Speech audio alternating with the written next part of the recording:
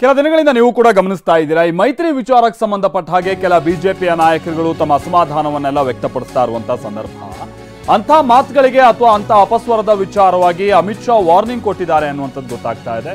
BJP JDS ಮೈತ್ರಿ ಬಗ್ಗೆ ಯಾರು ಕೂಡ ಅಪಸ್ವರವನ್ನ ಎತ್ತಬಾರದು, ಮೈತ್ರಿಗೆ ಧಕ್ಕೆ ಆಗುವಂತ ಹೇಳಿಕೆಯನ್ನ ಯಾರು ಕೊಡಬಾರದು, ಪದೇ ಪದೇ ವಿರೋಧದ ಮಾತುಗಳಿಂದಲೇ ತೊಂದರೆ ಆಗುತ್ತೆ. ಕಳೆದ ಬಾರಿ ಕಾಂಗ್ರೆಸ್ ಜೆಡಿಎಸ್ ಅಪಸ್ವರದಿಂದಲೇ ಅವ್ರಿಗೆ ಸೋಲಾಗಿದ್ದಂಥದ್ದು. ನೀವು ಅದೇ ಸಮಸ್ಯೆನ ಈಗ ಮಾಡ್ಕೊಳಕ್ ಹೋಗ್ಬೇಡಿ. ಎಲ್ಲಾ ನಾಯಕರುಗಳಿಗೆ ಖಡಕ್ ಆಗಿ ವಾರ್ನಿಂಗ್ ಕೊಟ್ಟಿದ್ದಾರೆ ಅಮಿತ್ ಶಾ ಅನ್ನುವಂತ ವಿಚಾರ ಗೊತ್ತಾಗ್ತಾ ಇದೆ.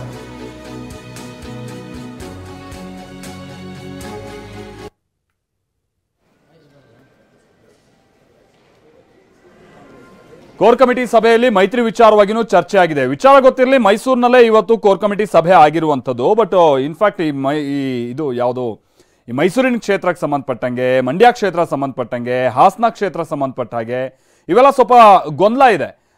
ಮೈಸೂರು ಬಹುತೇಕ ಕ್ಲಿಯರ್ ಆಗಿದೆ ಬಿಜೆಪಿ ಕಡೆಗೆ ಅನ್ನುವಂಥ ವಿಚಾರ ಗೊತ್ತಾಗ್ತಾ ಇದ್ರು ಕೂಡ ಈ ಹಾಸನ ಮಂಡ್ಯ ಈ ಎರಡು ಕ್ಷೇತ್ರಗಳಿಗೆ ಸಂಬಂಧಪಟ್ಟ ಹಾಗೆ ಬಹಳ ಗೊಂದಲ ಇದೆ.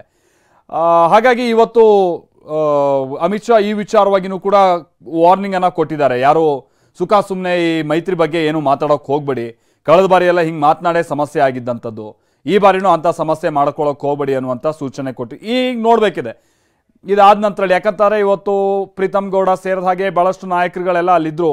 ನಾರಾಯಣಗೌಡರು ಕೂಡ ಇದ್ರು. ನಾರಾಯಣಗೌಡ ಇನ್ಫ್ಯಾಕ್ಟ್ ಇವತ್ತಿನ ಸಭೆಗೆ ಹೋಗಿದ್ದಾರೆ, ಮೊನ್ನೆಷ್ಟೇ ಸಿಎಂ ಭೇಟಿ ಆಗಿದ್ದಾರೆ. ಅದ್ ನಂತರದ ಹಂತದಲ್ಲಿ ನಾವು ನಿಮ್ಗೆ ತೋರಿಸ್ತಾ ಹೋಗ್ತೀವಿ. ಬಟ್ ಕೆಲ ನಾಯಕರುಗಳು ಇದನ್ನ ಹೇಗೆ ಫಾಲೋ ಮಾಡ್ತಾರೆ ನೋಡ್ಬೇಕಿದೆ. ದಿಲೀಪ್ ನಮ್ಮ ಪ್ರತಿನಿಧಿ ಇದಕ್ಕೆ ಸಂಬಂಧಪಟ್ಟಾಗೆ ಮತ್ತಷ್ಟು ಡೀಟೇಲ್ಸ್ ಅನ್ನು ಕೊಡ್ತಾರೆ. ನಮ್ಮ ಜೊತೆಗೆ ನೇರ ಸಂಪರ್ಕದಲ್ಲಿ ಜಾಯ್ನ್ ಆಗ್ತಾ ಇದ್ದಾರೆ. ದಿಲೀಪ್, ಇವತ್ತಿನ ಕೋರ್ ಕಮಿಟಿ ಸಭೆ ಪ್ರಮುಖವಾಗಿ ಮೈತ್ರಿ ಎಲ್ಲ ಆದಂತ ನಂತರದಲ್ಲಿ ಬಹುಶಃ ಅಮಿತ್ ಶಾ ಅವರ ನೇತೃತ್ವದಲ್ಲಿ ನಡೆದಿರುವಂತಹ ಮೊದಲ ಸಭೆ ಇದು. ರಾಜ್ಯದ ಕೋರ್ ಕಮಿಟಿಯನ್ನೆಲ್ಲ ಸೇರಿಸಿ ನಡೆಸಿರುವಂತಹ ಸಭೆ. ಏನೇನು ಸೂಚನೆ ಹೋಗಿದೆ ಈ ಸಭೆ ಆದಂತ ನಂತರದಲ್ಲಿ? ಕೆಲ ನಾಯಕರುಗಳ ಅಭಿಪ್ರಾಯ ಅಥವಾ ನಡವಳಿಕೆಗೆ ಸಂಬಂಧಪಟ್ಟಾಗೆ ಬಹಳ ವ್ಯತ್ಯಾಸ ಗಮನಿಸಬಹುದಾ? ಯಾಕಂದ್ರೆ ಕೆಲವರು ಬಹಿರಂಗವಾಗಿನೇ ಇದನ್ನ ವಿರೋಧಿಸ್ತಾ ಇದ್ರು. ಏನ್ ಕತೆ ದಿಲೀಪ್?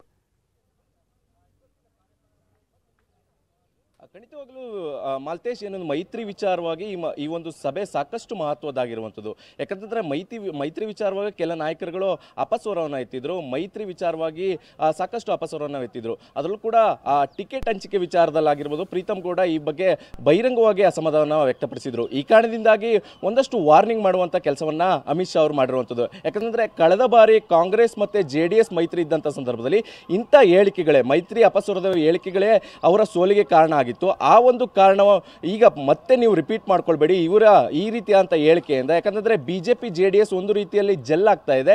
ಇಂಥ ಸಂದರ್ಭದಲ್ಲಿ ಈ ರೀತಿಯಾದಂಥ ಹೇಳಿಕೆಗಳು ಕೊಟ್ಟರೆ ಪಕ್ಷಕ್ಕೆ ಸಾಕಷ್ಟು ಡ್ಯಾಮೇಜ್ ಆಗುತ್ತೆ. ಯಾಕಂದ್ರೆ ಚುನಾವಣೆ ಹತ್ರ ಬರ್ತಾ ಇದೆ. ಹತ್ರ ಬರುವಂಥ ಸಂದರ್ಭದಲ್ಲಿ ಮೈತ್ರಿ ವಿಚಾರವಾಗಿ ಯಾವುದೇ ರೀತಿಯ ವೈಯಕ್ತಿಕ ಹೇಳಿಕೆಗಳು, ವೈಯಕ್ತಿಕ ವಿಚಾರವಾಗಿ ಹೇಳಿಕೆಯನ್ನು ಕೊಡ್ತಾ ಹೋದ್ರೆ ನಿಜಕ್ಕೂ ಕೂಡ ಪಕ್ಷದ ಮೇಲೆ ಇದು ಪ್ರಭಾವ ಬೀರುತ್ತೆ. ಮತ್ತೆ ಕ್ಷೇತ್ರದಲ್ಲೂ ಮತದಾರರಿಗೂ ಕೂಡ ಗೊಂದಲವನ್ನು ಸೃಷ್ಟಿ ಮಾಡುವಂತಹ ಸಾಧ್ಯತೆಗಳಿರುತ್ತೆ. ಈ ಕಾರಣದಿಂದಾಗಿ ಯಾರೂ ಕೂಡ ಮೈತ್ರಿ ವಿಚಾರವಾಗಿ ಅಪಸ್ವರವನ್ನು ಎತ್ತಬಾರದು.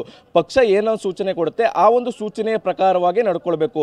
ಪಕ್ಷದ ಹೈಕಮಾಂಡ್ ಯಾವ ಒಂದು ಸೂಚನೆಗಳು ಕೊಟ್ಟಿದೆ ಅದೇ ಸೂಚನೆಯಂತೆ ನೀವು ಜನರ ಬಳಿಗೆ ಹೋಗಬೇಕು ಅನ್ನುವಂಥ ನಿಟ್ಟಿನಲ್ಲಿ ಸಾಕಷ್ಟು ಒಂದು ರೀತಿಯಲ್ಲಿ ಕ್ಲಾಸ್ ತೆಗೆದುಕೊಳ್ಳುವಂಥ ಕೆಲಸವನ್ನು ಮಾಡಿರುವಂಥದ್ದು. ಯಾಕಂದರೆ ಈ ರೀತಿಯಾದಂಥ ಹೇಳಿಕೆಗಳು ಏನು ಕಳೆದ ವಾರವೂ ಅಷ್ಟೇ ಮಂಡ್ಯಕ್ಕೆ ಬಂದಂಥ ಸಂದರ್ಭದಲ್ಲಿ ನಾರಾಯಣಗೌಡರಾಗಿರ್ಬೋದು, ಪ್ರೀತಮ್ ಗೌಡರಾಗಿರ್ಬೋದು, ಇಬ್ಬರು ಕೂಡ HD ಕುಮಾರಸ್ವಾಮಿ ಅವರು ಮಂಡ್ಯಕ್ಕೆ ಬಂದಂಥ ಸಂದರ್ಭದಲ್ಲಿ ವೇದಿಕೆಯಿಂದ ಇಳಿದೋಗಿದ್ರು. ಇದು ಎಲ್ಲೋ ಒಂದು ಕಡೆ ಮೈತ್ರಿಯ ಬಗ್ಗೆ ಅಪಸ್ವರ ಎದ್ದು ಕಾಣ್ತಾ ಇತ್ತು. ಆ ಎಲ್ಲ ವಿಚಾರವಾಗಿ ಇವತ್ತು ಒಂದು ಸಭೆಯಲ್ಲಿ ಖಡಕ್ ವಾರ್ನಿಂಗ್ ಕೊಡುವಂತ ಕೆಲಸವನ್ನು ಕೂಡ ಅಮಿತ್ ಶಾ ಮಾಡ್ತಾ ಇರುವಂಥದ್ದು. ಯಾಕಂದ್ರೆ ಮೈತ್ರಿ ಆದ್ರೆ ಈ ಒಂದು ಭಾಗದಲ್ಲಿ ಏನಾದರೂ ಅಲ್ಪ ಸ್ವಲ್ಪ ಹಿನ್ನಡೆ ಆಗಿದ್ರೆ ಮೈತ್ರಿಯಿಂದಾಗಿ ಒಂದು ರೀತಿಯಲ್ಲಿ ಪುಷ್ ಸಿಗುತ್ತೆ.